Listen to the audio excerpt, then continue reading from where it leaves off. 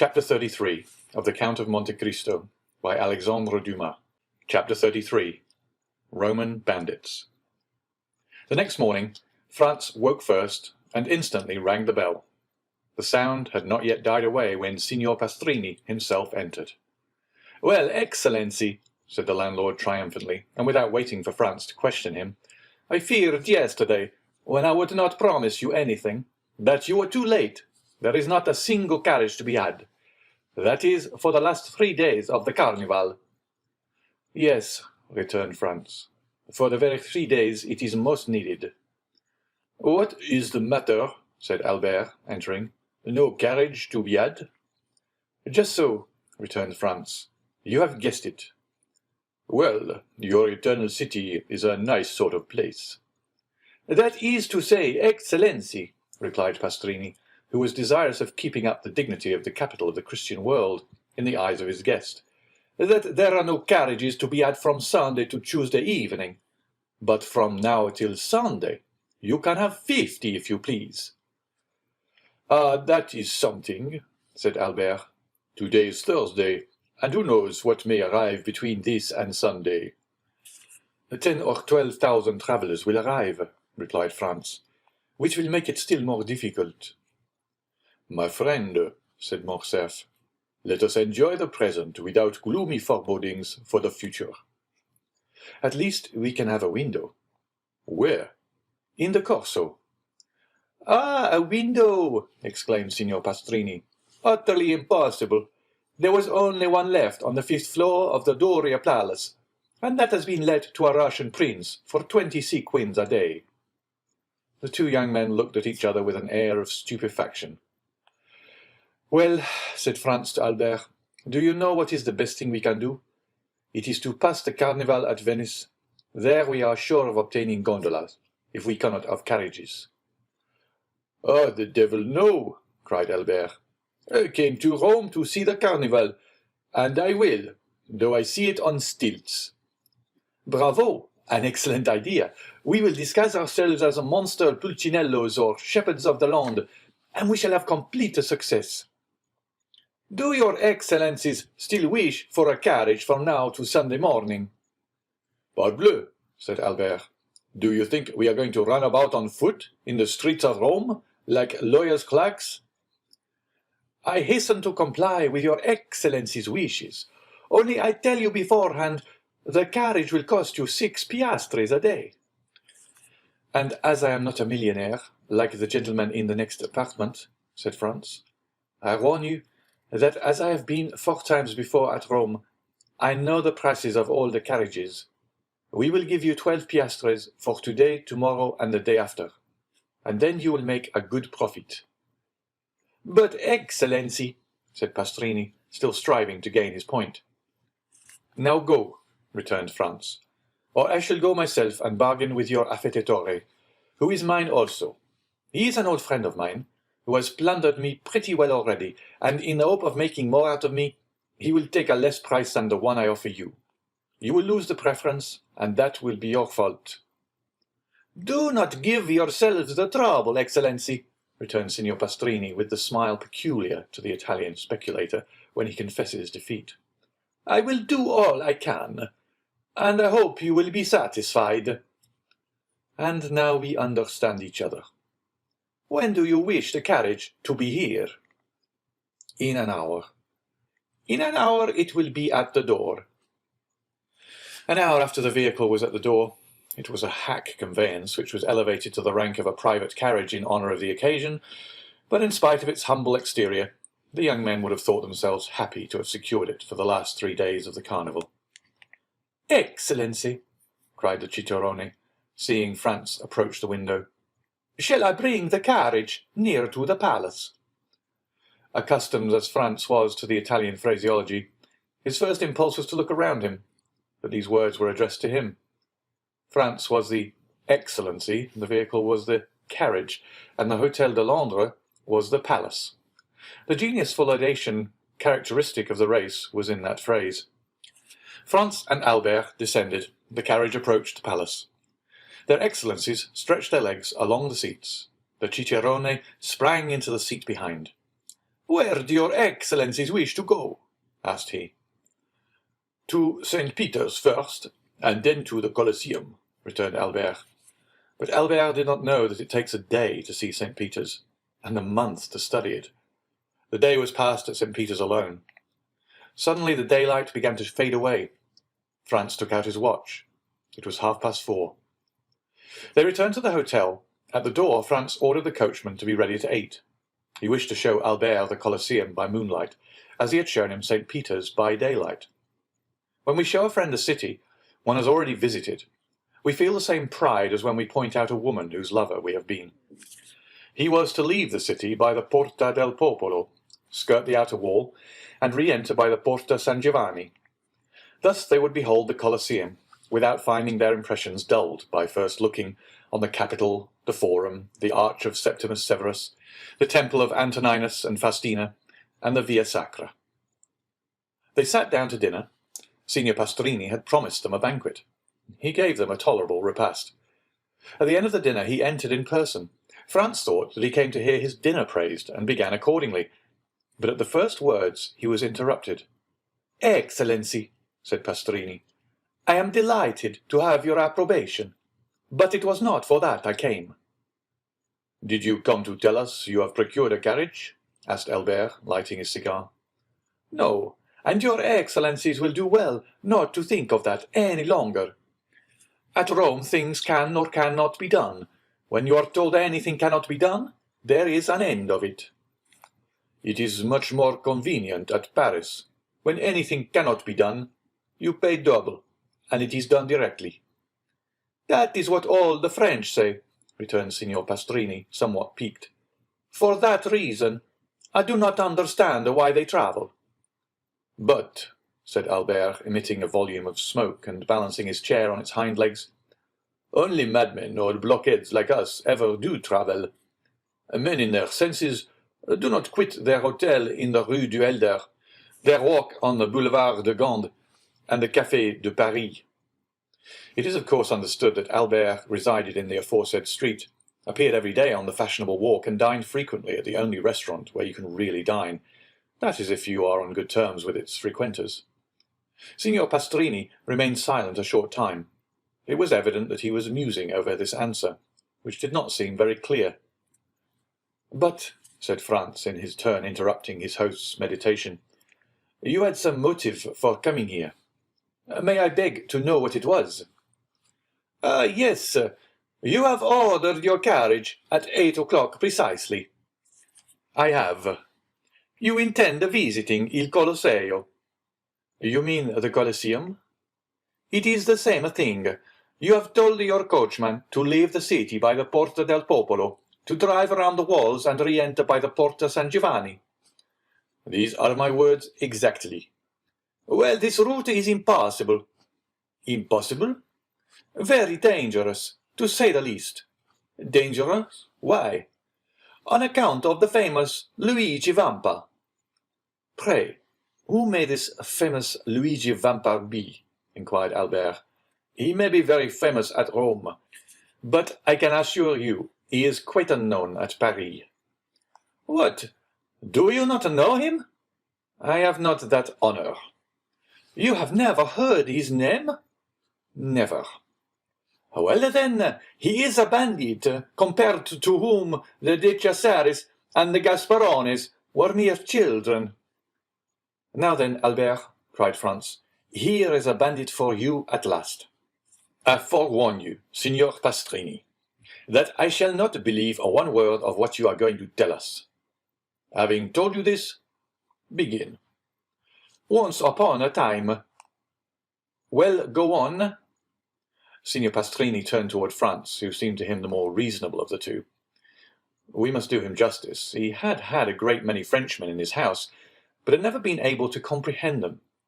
"Excellency," said he gravely, addressing Franz, "if you look upon me as a liar, it is useless for me to say anything. It was for your interest." "Albert does not say you are a liar, Signor Pastrini," said Franz, "but that he will not believe what you are going to tell us. But I will believe all you say, so proceed." But if your Excellency doubt my veracity— Signor Pastrini, returned Franz, you are more susceptible than Cassandra, who was a prophetess, and yet no one believed her, while you at least are sure of the credence of half your audience. Come, sit down and tell us all about this Signor Vampa. I had told your Excellency, he is the most famous bandit we have had since the days of Mastrilla. Well, what has this bandit to do with the order I have given the coachman to leave the city by the Porta del Popolo and to re-enter by the Porta San Giovanni? This, replied Signor Pastrini, that you will go out by one, but I very much doubt your returning by the other. Why? asked Franz. Because after nightfall you are not safe 50 yards from the gates. On your honour, is that true? Cried Albert. Count, returned Signor Pastrini, hurt at Albert's repeated doubts of the truth of his assertions, I do not say this to you, but to your companion, who knows Rome and knows too that these things are not to be laughed at. My dear fellow, said Albert, turning to Franz, here is an admirable adventure. We will fill our carriage with pistols, blunderbusses, and double-barreled guns. Luigi Vampa comes to take us, and we take him. We bring him back to Rome and present him to His Holiness the Pope, who asks how he can repay so great a service. Then we merely ask for a carriage and a pair of horses, and we see the carnival in the carriage, and doubtless the Roman people will crown us at the Capitol, and proclaim us like Curtius and the veiled Horatius, the preservers of their country. Whilst Albert proposed this scheme, Signor Pastrini's face assumed an expression impossible to describe. And pray, asked Franz, where are these pistols, blunderbusses, and other deadly weapons with which you intend filling the carriage? Not out of my armory, for at Terracina I was plundered even of my hunting knife. I shared the same fate at Acquapendente. Do you know, Signor Pastrini, said Albert, lighting a second cigar at the first, that this practice is very convenient for bandits, and that it seems to be due to an arrangement of their own? Doubtless Signor Pastrini found this pleasantry compromising, for he only answered half the question, and then he spoke to Franz, as the only one likely to listen with attention. Your Excellency knows that it is not customary to defend yourself when attacked by bandits. What? Cried Albert, whose courage revolted at the idea of being plundered tamely. Not make any resistance? No, for it would be useless. What could you do against a dozen bandits who spring out of some pit, ruin, or aqueduct, and level their pieces at you? Parbleu, they should kill me. The innkeeper turned to Franz with an air that seemed to say, Your friend is decidedly mad. My dear Albert, returned Franz, your answer is sublime and worthy the let him die of Corneille. Only, when Horace made that answer, the safety of Rome was concerned, but as for us it is only to gratify a whim, and it would be ridiculous to risk our lives for so foolish a motive. Albert poured himself out a glass of Lacrima Christi, which he sipped at intervals, muttering some unintelligible words. Well, Signor Pastrini, said Franz, now that my companion is quieted, and you have seen how peaceful my intentions are, tell me, who is this Luigi Vampa? Is he a shepherd or a nobleman? Young or old? Tall or short? Describe him, in order that if we meet him by chance, like Bugaboo John or Lara, we may recognize him. You could not apply to any one better able to inform you on all these points, for I knew him when he was a child, and one day that I fell into his hands, going from Ferentino to Altri, he, fortunately for me, recollected me and set me free, not only without a ransom, but made me a present of a very splendid watch, and related his history to me. Let us see the watch, said Albert. Signor Pastrini drew from his fob a magnificent Breguet, bearing the name of its maker, of Parisian manufacture, and a count's coronet. Here it is, said he. Peste, returned Albert. I compliment you on it. I have its fellow. He took his watch from his waistcoat pocket.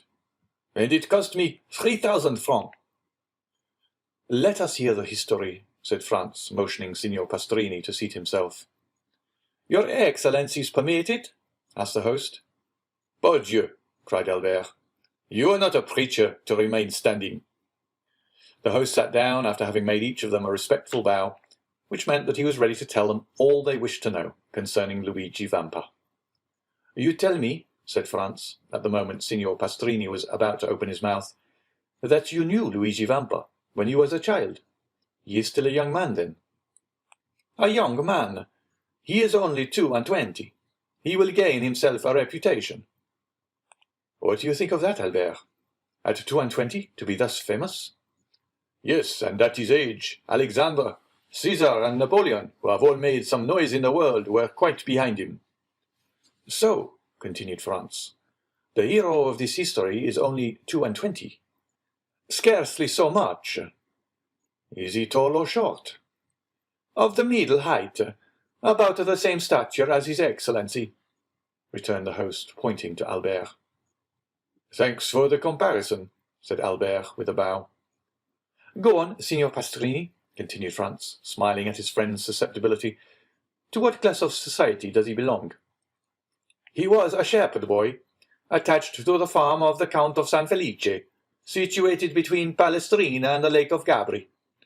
He was born at Pampinara, and entered the Count's service when he was 5 years old. His father was also a shepherd, who owned a small flock, and lived by the wool and milk which he sold at Rome. When quite a child, the little Vampa displayed a most extraordinary precocity. One day, when he was 7 years old, he came to the curate of Palestrina, and asked to be taught to read. It was somewhat difficult, for he could not quit his flock. But the good curate went every day to say mass at a little hamlet, too poor to pay a priest, and which, having no other name, was called Borgo. He told Luigi that he might meet him on his return, and that then he would give him a lesson, warning him that it would be short, and that he must profit as much as possible by it. The child accepted joyfully. Every day Luigi led his flock to graze on the road that leads from Palestrina to Borgo. Every day at 9 o'clock in the morning the priest and the boy sat down on a bank by the wayside, and the little shepherd took his lesson out of the priest's breviary. At the end of 3 months he had learned to read. This was not enough. He must now learn to write. The priest had a writing teacher at Rome make 3 alphabets, one large, one middling, and one small, and pointed out to him that by the help of a sharp instrument he could trace the letters on a slate, and thus learned to write. The same evening, when the flock was safe at the farm, the little Luigi hastened to the smith at Palestrina, took a large nail, heated and sharpened it, and formed a sort of stylus. The next morning he gathered an armful of pieces of slate, and began. At the end of 3 months he had learned to write. The curate, astonished at his quickness and intelligence, made him a present of pens, paper, and a penknife. This demanded new effort, but nothing compared to the first. At the end of a week he wrote as well with his pen as with the stylus. The curate related the incident to the Count of San Felice, who sent for the little shepherd, made him read and write before him, ordered his attendants to let him eat with the domestics, and to give him 2 piastres a month. With this, Luigi purchased books and pencils. He applied his imitative powers to everything, and like Giotto, when young he drew on his slate sheep, houses, and trees. Then with his knife he began to carve all sorts of objects in the wood. It was thus that Pinelli, the famous sculptor, had commenced. A girl of 6 or 7, that is a little younger than Vampa, tended sheep on a farm near Palestrina. She was an orphan, born at Valmontone, and was named Teresa. The 2 children met, sat down near each other, let their flocks mingle together, played, laughed, and conversed together. In the evening they separated the Count of San Felice's flock from those of Baron Cervetri, and the children returned to their respective farms, promising to meet the next morning. The next day they kept their word, and thus they grew up together. Vampa was 12, and Teresa 11. And yet their natural disposition revealed itself. Beside his taste for the fine arts, which Luigi had carried as far as he could in his solitude, he was given to alternating fits of sadness and enthusiasm, was often angry and capricious, and always sarcastic. None of the lads of Pampinara, Palestrina, or Valmontone had been able to gain any influence over him, or even to become his companion. His disposition, always inclined to exact concessions rather than to make them, kept him aloof from all friendships. Teresa alone ruled by a look, a word, a gesture, this impetuous character, which yielded beneath the hand of a woman, and which beneath the hand of a man might have broken, but could never have been bended. Teresa was lively and gay, but coquettish to excess. The 2 piastres that Luigi received every month from the Count of San Felice's steward, and the price of all the little carvings in wood he sold at Rome, were expended in earrings, necklaces, and gold hairpins, so that, thanks to her friend's generosity, Teresa was the most beautiful and the best attired peasant near Rome. The 2 children grew up together, passing all their time with each other, and giving themselves up to the wild ideas of their different characters. Thus, in all their dreams, their wishes, and their conversations, Vampa saw himself the captain of a vessel, general of an army, or governor of a province. Teresa saw herself rich, superbly attired, and attended by a train of livery domestics. Then, when they had thus passed the day in building castles in the air, they separated their flocks, and descended from the elevation of their dreams to the reality of their humble position. One day, the younger shepherd told the Count's steward that he had seen a wolf come out of the Sabine mountains and prowl around his flock. The steward gave him a gun. This was what Vampa longed for. This gun had an excellent barrel, made at Brescia and carrying a ball with the precision of an English rifle. But one day the Count broke the stock, and had then cast the gun aside. This, however, was nothing to a sculptor like Vampa. He examined the broken stock, calculated what change it would require to adapt the gun to his shoulder, and made a fresh stock, so beautifully carved that it would have fetched 15 or 20 piastres, had he chosen to sell it. But nothing could be farther from his thoughts. For a long time a gun had been the young man's greatest ambition. In every country where independence has taken the place of liberty, the first desire of a manly heart is to possess a weapon which at once renders him capable of defense or attack, and by rendering its owner terrible, often makes him feared. From this moment, Vampa devoted all his leisure time to perfecting himself in the use of his precious weapon. He purchased powder and ball, and everything served him for a mark, the trunk of some old and moss-grown olive tree that grew on the Sabine mountains, the fox as he quitted his earth on some marauding excursion, the eagle that soared above their heads. And thus he soon became an expert. Teresa overcame the terror she had first felt at the report, and amused herself by watching him direct the ball wherever he pleased, with as much accuracy as if he placed it by hand. One evening a wolf emerged from a pine wood near which they were usually stationed, but the wolf had scarcely advanced 10 yards ere he was dead. Proud of this exploit, Vampa took the dead animal on his shoulders and carried him to the farm. These exploits had gained Luigi considerable reputation. The man of superior abilities always finds admirers, go where he will. He was spoken of as the most adroit, the strongest, and the most courageous contadino for 10 leagues around, and although Teresa was universally allowed to be the most beautiful girl of the Sabines, No one had ever spoken to her of love, because it was known that she was beloved by Vampa. And yet the two young people had never declared their affection. They had grown together, like two trees whose roots are mingled, whose branches intertwined, and whose intermingled perfume rises to the heavens. Only their wish to see each other had become a necessity, and they would have preferred death to a day's separation. Teresa was 16 and Vampa 17. About this time a band of brigands that had established itself in the Lepini mountains began to be much spoken of. The brigands have never been really extirpated from the neighbourhood of Rome. Sometimes a chief is wanted, but when a chief presents himself, he rarely has to wait long for a band of followers. The celebrated Cucumetto, pursued in the Abruzzo, driven out of the kingdoms of Naples where he had carried on a regular war, had crossed the Garigliano like Manfred, and had taken refuge on the banks of the Amasine, between Sonnino and Giuperno.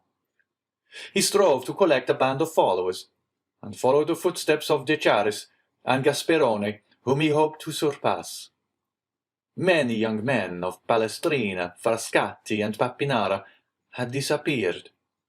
Their disappearance at first caused much disquietude, but it was soon known that they had joined Cucumetto. After some time, Cucumetto became the object of a universal attention.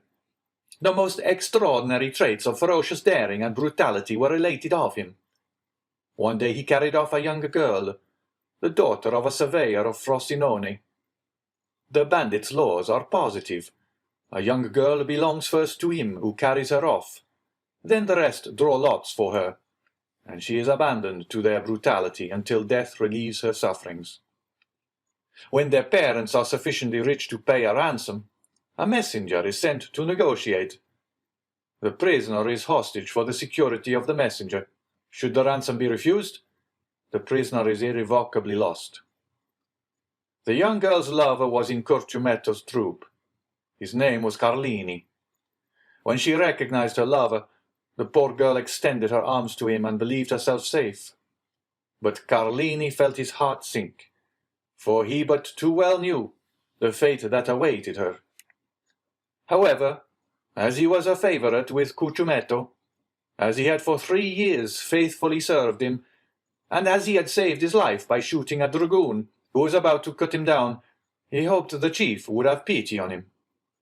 He took Cucumetto one side, while the young girl, seated at the foot of a huge pine that stood in the centre of the forest, made a veil of her picturesque headdress to hide her face from the lascivious gaze of the bandits. There he told the chief all, his affection for the prisoner, the promises of mutual fidelity, and how every night since he had been near, they had met in some neighbouring ruins. It so happened that night that Cucumetto had sent Carlini to a village, so that he had been unable to go to the place of meeting. Cucumetto had been there, however, by accident, as he said, and had carried the maiden off. Carlini besought his chief to make an exception in Rita's favour, as her father was rich and he could pay a larger ransom. Cucumetto seemed to yield to his friend's entreaties, and bade him find a shepherd to send to Rita's father at Frosinone. Carlini flew joyfully to Rita, telling her she was saved, and bidding her write to her father to inform him what had occurred, and that her ransom was fixed at 300 piastres. 12 hours' delay was all that was granted, that is, until 9 the next morning. The instant the letter was written, Carlini seized it and hastened to the plain to find a messenger. He found a young shepherd watching his flock. The natural messengers of the bandits are the shepherds who live between the city and the mountains, between civilized and savage life. The boy undertook the commission, promising to be in Frosinone in less than an hour. Carlini returned, anxious to see his mistress, and announced the joyful intelligence. He found the troop in the glade, supping off the provisions exacted as contributions from the peasants, but his eye vainly sought Rita, and Cucumetto among them. He inquired where they were, and was answered by a burst of laughter. A cold perspiration burst from every pore, and his hair stood on end. He repeated his question. One of the bandits rose and offered him a glass, filled with Orvieto, saying, "To the health of the brave Cucciumetto and the fair Rita." At this moment Carlini heard a woman's cry. He divined the truth, seized the glass, broke it across the face of him who presented it, and rushed towards the spot whence the cry came. After 100 yards, he turned the corner of the thicket. He found Rita senseless in the arms of Cucciumetto. At the sight of Carlini, Cucciumetto rose, a pistol in each hand. The two brigands looked at each other for a moment, the one with a smile of lasciviousness on his lips, the other with the pallor of death on his brow. A terrible battle between the two men seemed imminent, but by degrees Carlini's features relaxed. His hand, which had grasped one of the pistols in his belt, fell to his side. Rita lay between them. The moon lighted the group. "Well," said Cucciumetto, "have you executed your commission?" "Yes, Capitaine," returned Carlini. "At 9 o'clock tomorrow Rita's father will be here with the money. It is well. In the meantime we will have a merry night. This young girl is charming and does credit to your taste. Now, as I am not egotistical, we will return to our comrades and draw lots for her." "You have determined, then, to abandon her to the common law?" said Carlini. "Why should an exception be made in her favour?" "I thought that my entreaties—" "What right have you, any more than the rest, to ask for an exception?" "It is true. But never mind," continued Cucciumetto, laughing. "Sooner or later your turn will come." Carlini's teeth clinched convulsively. "Now then," said Cucciumetto, advancing toward the other bandits, "are you coming? I follow you." Cucciumetto departed without losing sight of Carlini, for doubtless he feared lest he should strike him unawares. But nothing betrayed a hostile design on Carlini's part. He was standing, his arms folded, near Rita, who was still insensible. Cucciumetto fancied for a moment the young man was about to take her in his arms and fly. But this mattered little to him now. Rita had been his. And as for the money, 300 piastres, distributed among the band, was so small a sum that he cared little about it. He continued to follow the path to the glade. But to his great surprise, Carlini arrived almost as soon as himself. "Let us draw lots! Let us draw lots!" cried all the brigands when they saw the chief. Their demand was fair, and the chief inclined his head in sign of acquiescence. The eyes of all shone fiercely as they made their demand, and the red light of the fire made them look like demons. The names of all, including Carlini, were placed in a hat, and the youngest of the band drew forth a ticket.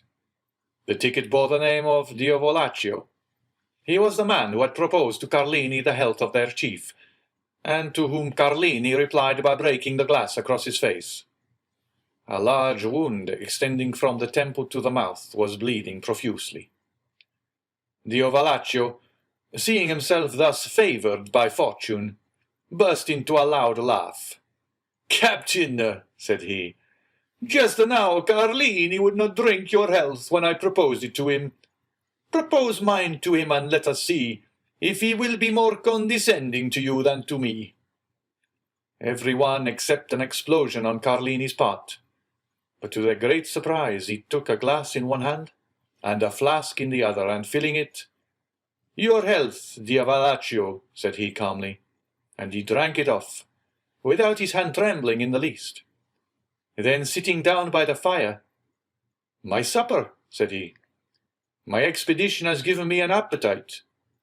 "Well done, Carlini," cried the brigands. "That is acting like a good fellow." And they all formed a circle round the fire, while Diavolaccio disappeared. Carlini ate and drank as if nothing had happened. The bandits looked on with astonishment at this singular conduct, until they heard footsteps. They turned around and saw Diavolaccio bearing the young girl in his arms.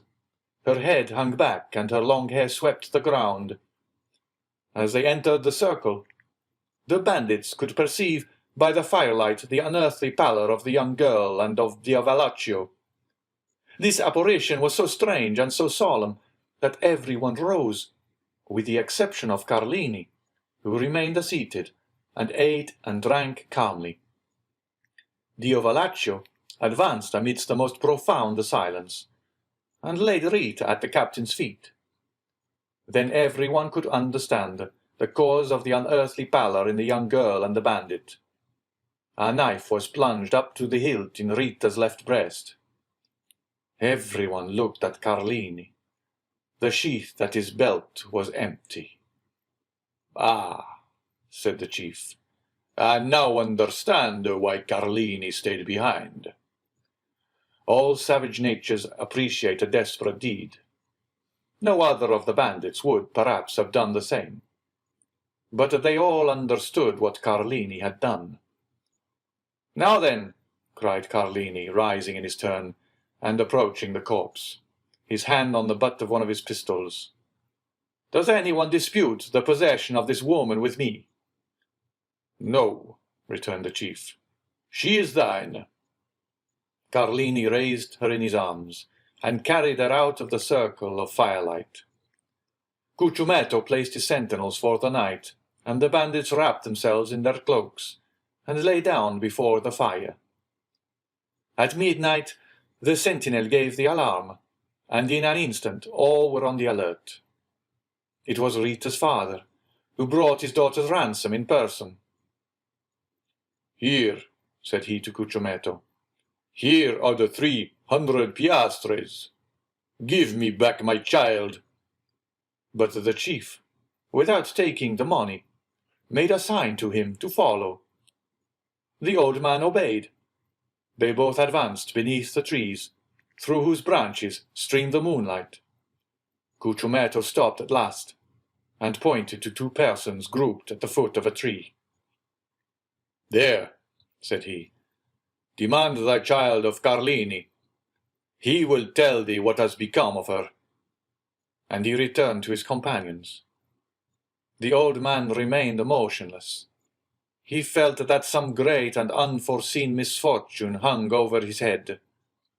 At length he advanced toward the group, the meaning of which he could not comprehend. As he approached, Carlini raised his head, and the forms of two persons became visible to the old man's eyes. A woman lay on the ground, her head resting on the knees of a man who was seated by her. As he raised his head, the woman's face became visible. The old man recognized his child, and Carlini recognized the old man. "I expected thee," said the bandit to Rita's father. "Wretch," returned the old man, "what hast thou done?" And he gazed with terror on Rita, pale and bloody, a knife buried in her bosom. A ray of moonlight poured through the tree, and lighted up the face of the dead. "Cucumetto had violated thy daughter," said the bandit. "I loved her, therefore I slew her, for she would have served as the sport of the whole band." The old man spoke not, and grew pale as death. "Now," continued Carlini, "if I have done wrongly, avenge her." And withdrawing the knife from the wound in Rita's bosom, he held it out to the old man with one hand, while with the other he tore open his vest. "Thou hast done well," returned the old man in a hoarse voice. "Embrace me, my son." Carlini threw himself, sobbing like a child, into the arms of his mistress's father. These were the first tears the man of blood had ever wept. "Now," said the old man, "aid me to bury my child." Carlini fetched 2 pickaxes, and the father and the lover began to dig at the foot of a huge oak, beneath which the young girl was to repose. When the grave was formed, the father kissed her first and then the lover afterwards, one taking the head, the other the feet. They placed her in the grave. Then they knelt on each side of the grave and said the prayers of the dead. Then, when they had finished, they cast the earth over the corpse, until the grave was filled. Then, extending his hand, the old man said, "I thank you, my son, and now leave me alone." "Yet," replied Carlini, "leave me, I command you." Carlini obeyed, rejoined his comrades, folded himself in his cloak, and soon appeared to sleep as soundly as the rest.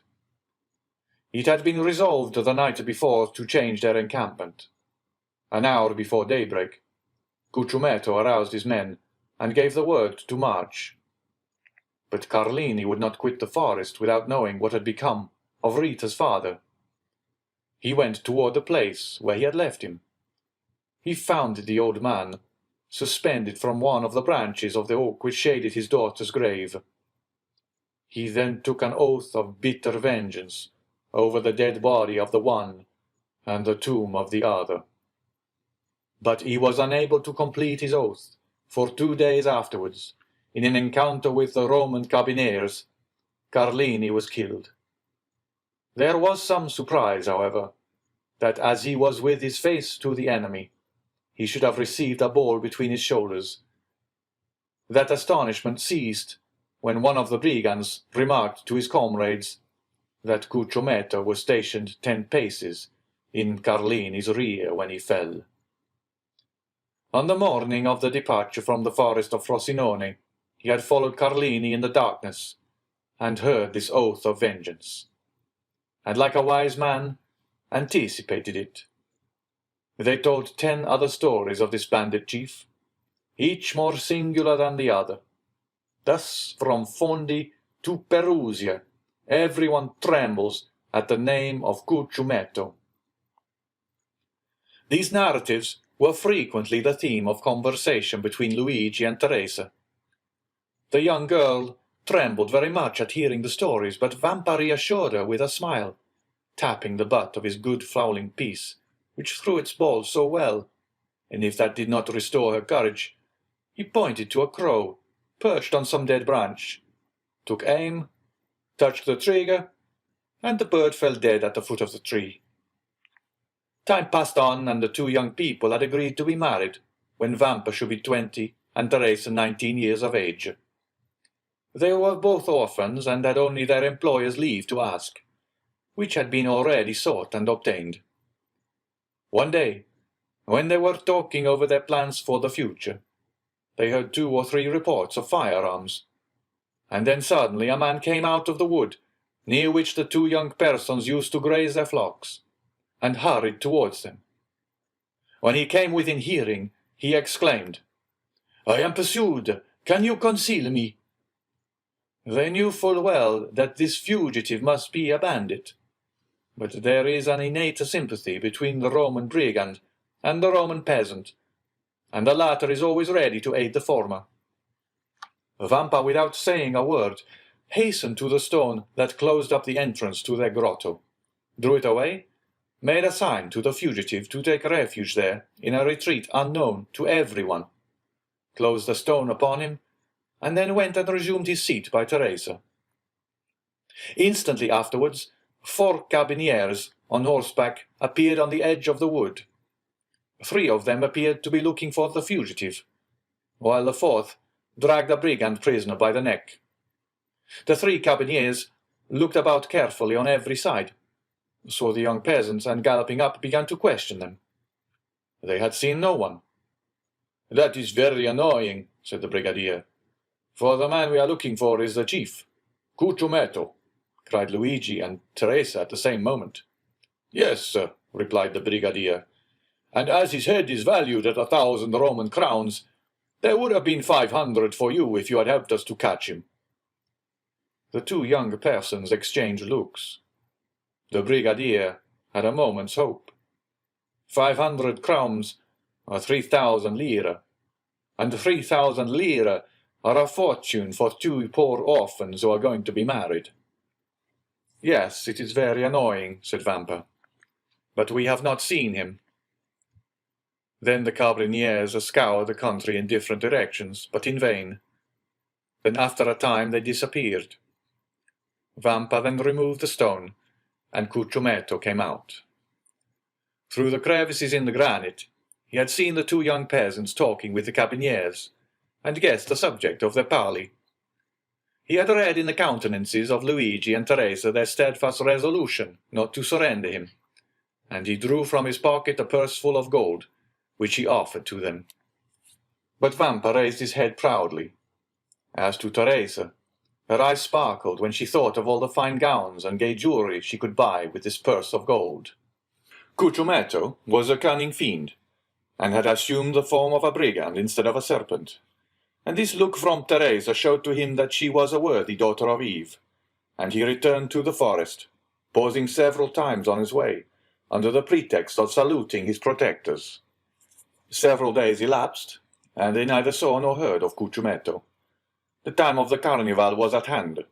The Count of San Felice announced a grand masked ball, to which all that were distinguished in Rome were invited. Teresa had great desire to see this ball. Luigi asked permission of his protector, the steward, that she and he might be present amongst the servants of the house. This was granted. The ball was given by the Count for the particular pleasure of his daughter Carmela, whom he adored. Carmela was precisely the age and figure of Teresa, and Teresa was as handsome as Carmela. On the evening of the ball, Teresa was attired in her best, her most brilliant ornaments in her hair, and gayest glass beads. She was in the costume of the women of Frascati. She wore the very picturesque garb of the Roman peasant at holiday time. They both mingled, as they had leave to do, with the servants and the peasants. The festa was magnificent, but only was the villa brilliantly illuminated, but thousands of coloured lanterns were suspended from the trees in the garden, and very soon the palace overflowed to the terraces, and the terraces to the garden walks. At each cross-path was an orchestra, and tables spread with refreshments. The guests stopped, formed quadrilles, and danced in any part of the grounds they pleased. Carmela was attired like a woman of Sonnino. Her cap was embroidered with pearls. The pins in her hair were of gold and diamonds. Her girdle was of Turkish silk with large embroidered flowers. Her bodice and skirt were of cashmere, her apron of Indian muslin, and the buttons of her corset were of jewels. Two of her companions were dressed, the one as a woman of Nettuno, and the other as a woman of La Riccia. 4 young men of the richest and noblest families of Rome accompanied them with that Italian freedom which has not its parallel in any other country in the world. They were attired as peasants of Albano, Velletri, Civita Castellana, and Sora. We need hardly add that these peasant costumes, like those of the young women, were brilliant with gold and jewels. Carmela wished to form a quadrille, but there was one lady wanting. Carmela looked all around her, but not one of the guests had a costume similar to her own, or those of her companions. The Count of San Felice pointed out Teresa, who was hanging on Luigi's arm in a group of peasants. "Will you allow me, father?" said Carmela. "Certainly," replied the Count. "Are we not in carnival time?" Carmela turned towards a young man who was talking with her, and saying a few words to him, pointed with her finger to Teresa. The young man looked, bowed in obedience, and then went to Teresa and invited her to dance in a quadrille directed by the Count's daughter. Teresa felt a flush pass over her face. She looked at Luigi, who could not refuse his assent. Luigi slowly relinquished Teresa's arm, which he had held beneath his own, and Teresa, accompanied by her elegant cavalier, took her appointed place with much agitation in the aristocratic quadrille. Certainly, in the eyes of an artist, the exact and strict costume of Teresa had a very different character from that of Carmela and her companions, and Teresa was frivolous and coquettish, and thus the embroidery and muslins, the cashmere waist-girdles, all dazzled her, and the reflection of sapphires and diamonds almost turned her giddy brain. Luigi felt a sensation hitherto unknown arising in his mind. It was like an acute pain, which gnawed at his heart, and then thrilled through his whole body. He followed with his eye each movement of Teresa and her cavalier. When their hands touched, he felt as though he should swoon. Every pulse beat with violence, and it seemed as though a bell were ringing in his ears. When they spoke, although Teresa listened timidly and with downcast eyes to the conversation of her cavalier, as Luigi could read in the ardent looks of the good-looking young man that his language was that of praise, it seemed as if the whole world was turning round with him, and all the voices of hell were whispering in his ears ideas of murder and assassination. Then, fearing that his paroxysm might get the better of him, he clutched with one hand the branch of a tree against which he was leaning, and with the other convulsively grasped the dagger with a carved handle which was in his belt, and which unwittingly he drew from the scabbard from time to time. Luigi was jealous. He felt that, influenced by her ambitions and coquettish disposition, Teresa might escape him. The young peasant girl, at first timid and scared, soon recovered herself. We have said that Teresa was handsome, but this is not all. Teresa was endowed with all those wild graces which are so much more potent than our affected and studied elegancies. She had almost all the honours of the quadrille, and if she were envious of the Count of San Felice's daughter, we will not undertake to say that Carmela was not jealous of her. And with overpowering compliments, her handsome cavalier led her back to the place whence he had taken her, and where Luigi waited her. Twice or thrice, during the dance, the young girl had glanced at Luigi, and each time she saw that he was pale, and that his features were agitated. Once even the blade of his knife, half drawn from its sheath, had dazzled her eyes with its sinister glare. Thus it was almost tremblingly that she resumed her lover's arm. The quadrille had been most perfect, and it was evident there was a great demand for a repetition, Carmela alone objecting to it. But the Count of San Felice besought his daughter so earnestly that she acceded. One of the cavaliers then hastened to invite Teresa, without whom it was impossible for the quadrille to be formed. But the young girl had disappeared. The truth was that Luigi had not felt the strength to support another such trial, and half by persuasion and half by force he had removed Teresa toward another part of the garden. Teresa had yielded in spite of herself, but when she looked at the agitated countenance of the young man, she understood by his silence and trembling voice that something strange was passing within him. She herself was not exempt from internal emotion, and without having done anything wrong, yet fully comprehended that Luigi was right in reproaching her. Why, she did not know, but yet she did not feel less that these reproaches were merited. However, to Teresa's great astonishment, Luigi remained mute, and not a word escaped his lips the rest of the evening. When the chill of the night had driven away the guests from the gardens, and the gates of the villa were closed on them for the festa indoors, he took Teresa quite away, and as he left her at her home he said, "Teresa, what were you thinking of as you danced opposite the young Countess of San Felice?" "I thought," replied the young girl, with all the frankness of her nature, "that I would give half my life for a costume such as she wore." "And what said your cavalier to you?" "He said it only depended on myself to have it, and I had only one word to say." "He was right," said Luigi. "Do you desire it as ardently as you say?" "Yes." "Well, then, you shall have it."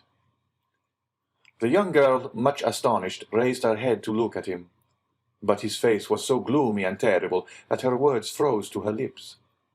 As Luigi spoke thus, he left her.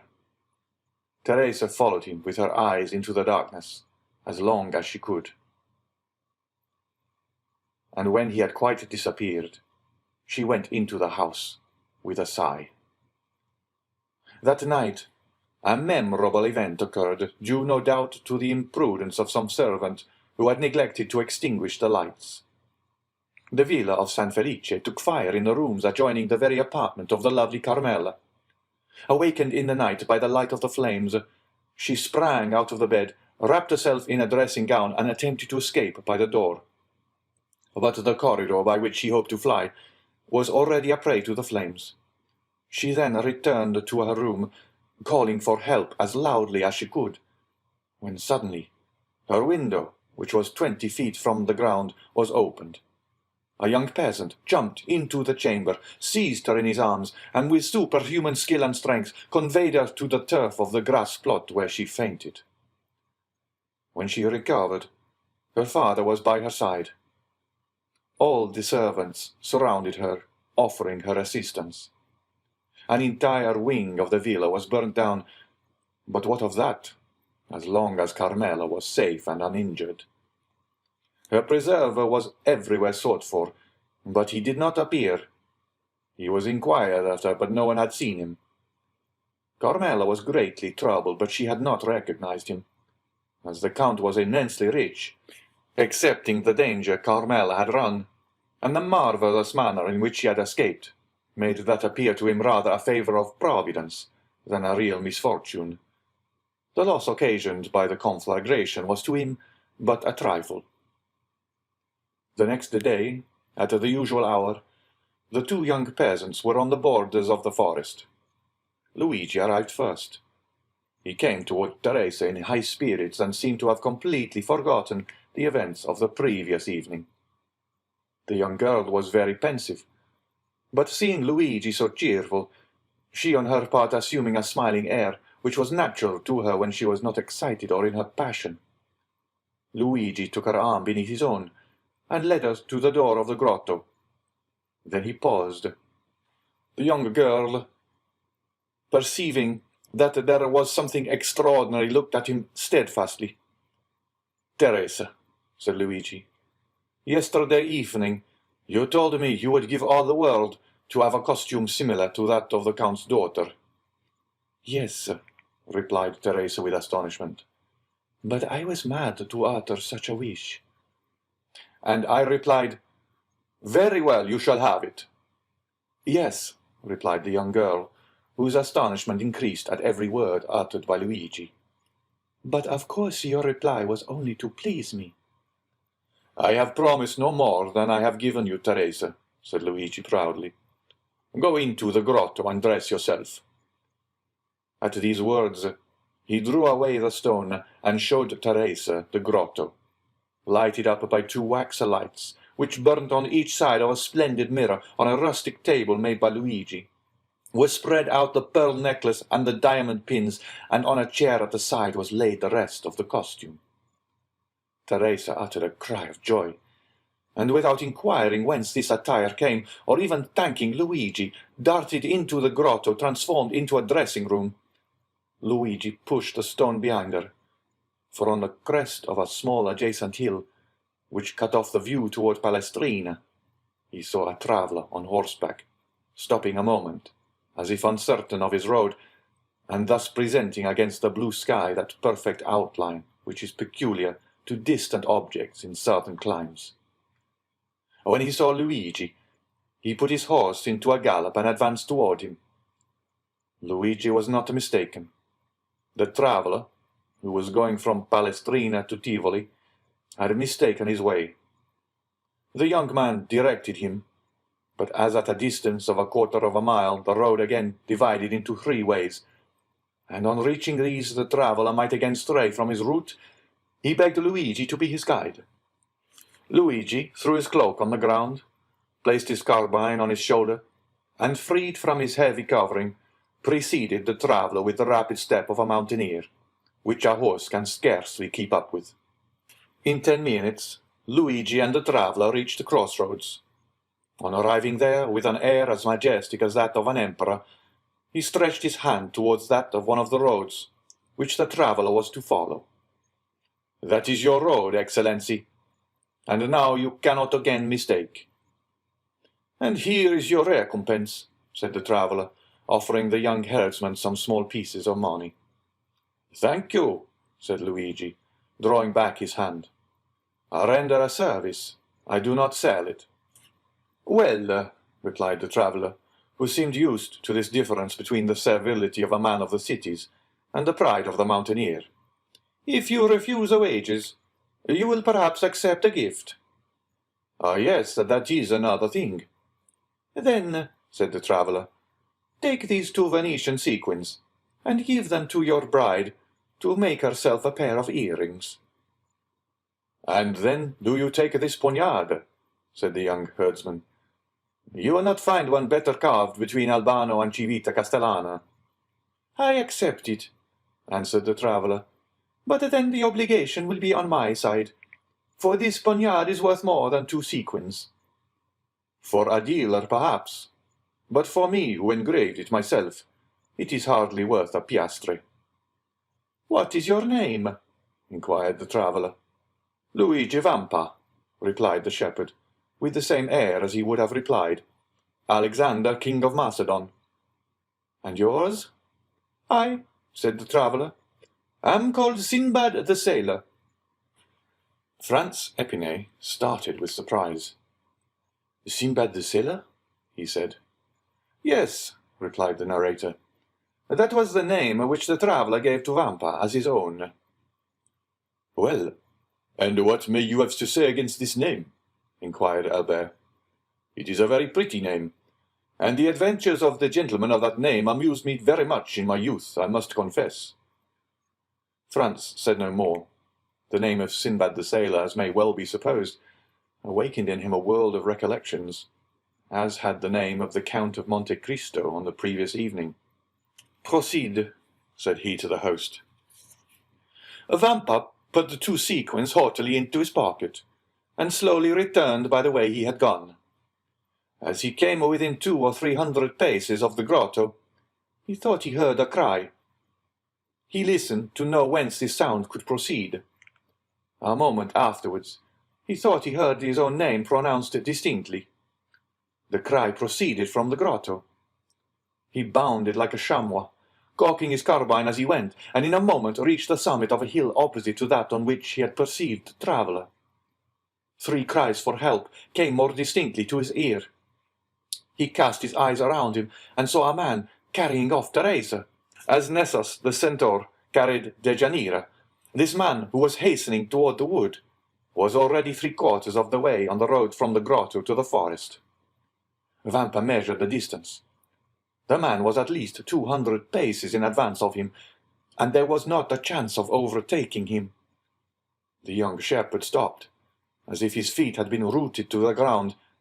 Then he put the butt of his carbine to his shoulder, took aim at the ravisher, followed him for a second in his track, and then fired.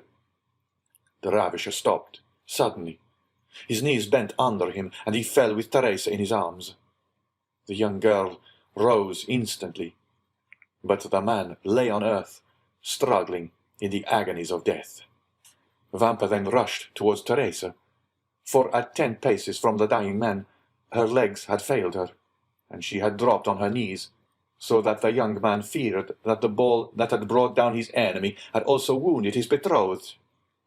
Fortunately she was unscathed, and it was fright alone that had overcome Teresa. When Luigi had assured himself that she was safe and unharmed, he turned towards the wounded man.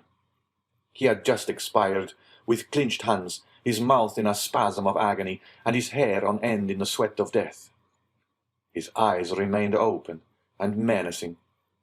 Vampa approached the corpse, and recognized Cucumetto, on which the bandit had been saved by the 2 young peasants.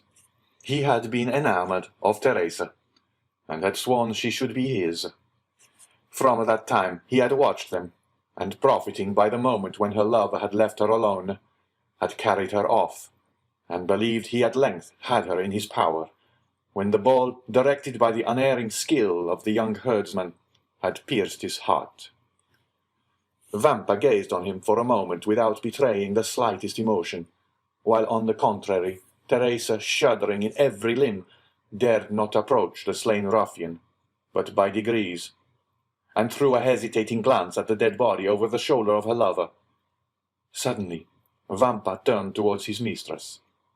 "Ah," said he, "good, good, you are dressed. It is now my turn to dress myself."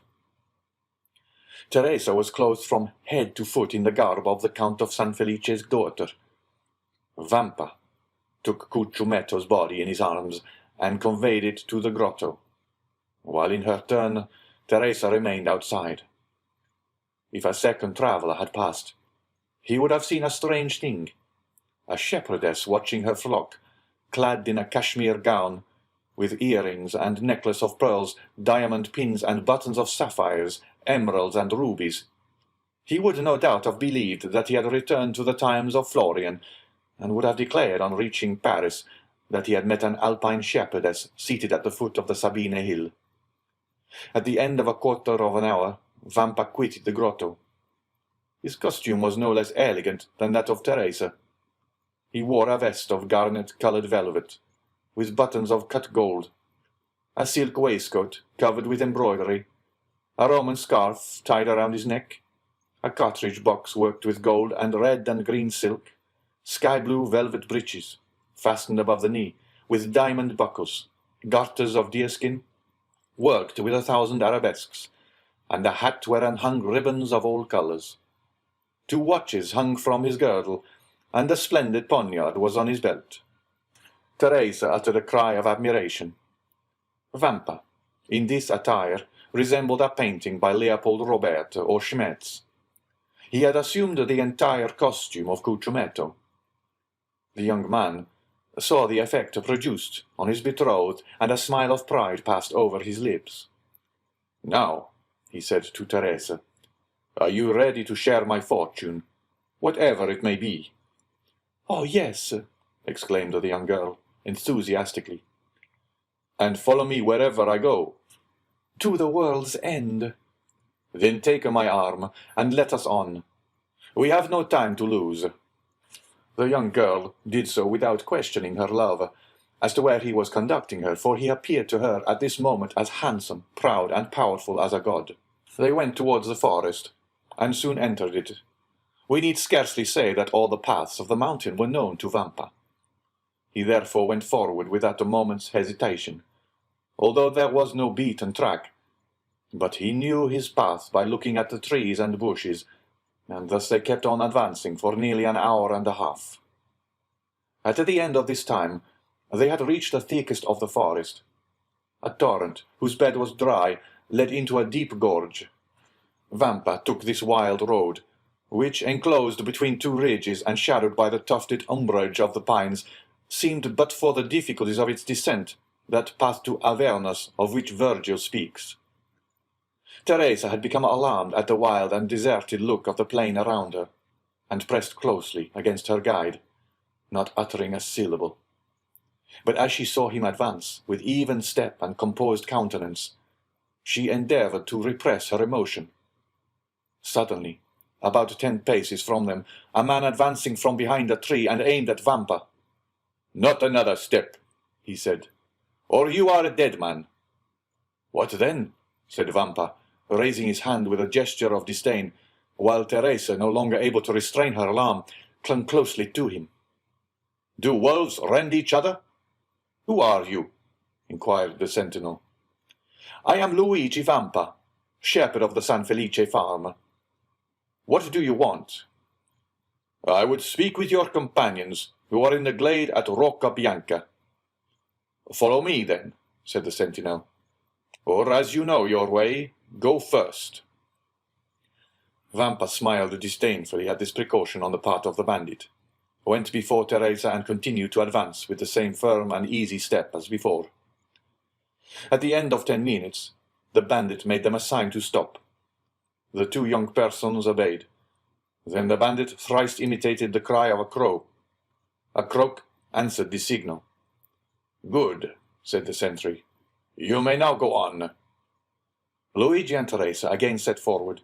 As they went on, Teresa clung tremblingly at her lover at the sight of weapons and the glistening of carbines through the trees. The retreat of Rocca Bianca was at the top of a small mountain, which no doubt in former days had been a volcano, an extinct volcano before the days when Remus and Romulus had deserted Alba to come and found the city of Rome. Teresa and Luigi reached the summit, and all at once found themselves in the presence of 20 bandits. "Here is a young man who seeks and wishes to speak to you," said the sentinel. "What has he to say?" inquired the young man who was in command in the chief's absence. "I wish to say that I am tired of a shepherd's life," was Vampa's reply. "Ah, I understand," said the lieutenant. "And you seek admittance into our ranks?" "Welcome," cried several bandits from Ferrocino, Pampinara, and Anagni, who had recognized Luigi Vampa. "Yes, but I came to ask something more than to be your companion." "And what may that be?" inquired the bandits with astonishment. "I come to ask to be your captain," said the young man. The bandits shouted with laughter. "And what have you done to aspire to this honor?" demanded the lieutenant.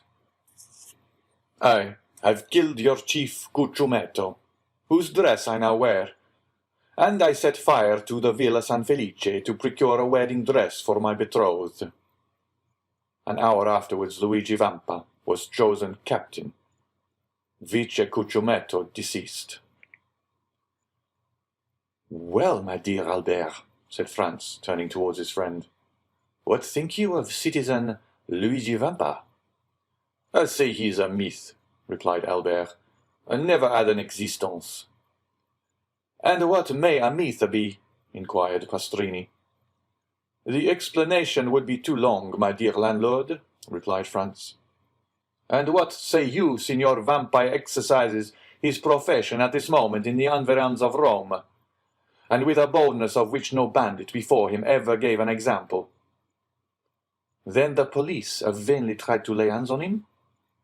"Why, you see, he has a good understanding with the shepherds in the plains, the fishermen of the Tiber, and the smugglers of the coast. They seek for him in the mountains, and he is on the waters. They follow him on the waters, and he is on the open sea. Then they pursue him, and he has suddenly taken refuge in the islands at Giglio, Guanoti, or Monte Cristo. And when they hunt for him there, he reappears suddenly at Albano, Tivoli, or La Riccia." "And how does he behave toward travellers?" "Alas, his plan is very simple. It depends on the distance he may be from the city, whether he gives 8 hours, 12 hours, or a day wherein to pay their ransom. And when that time has elapsed, he allows another hour's grace. At the 60th minute of this hour, if the money is not forthcoming, he blows out the prisoner's brains with a pistol shot, or plants his dagger in his heart, and that settles the account." "Well, Albert," inquired Franz of his companion, "are you still disposed to go to the Colosseum by the outer wall?" "Quite so," said Albert, "if the way be picturesque." The clock struck 9 as the door opened and a coachman appeared. "Excellencies," said he, "the coach is ready." "Well then," said Franz, "let us to the Colosseum." "By the Porta del Popolo, or by the streets, your Excellencies?" "By the streets, morbleu, by the streets," cried Franz. "Ah, my dear fellow," said Albert, rising and lighting his third cigar. "Really, I thought you had more courage." So saying, the two young men went down the staircase and got into the carriage. End of chapter 33.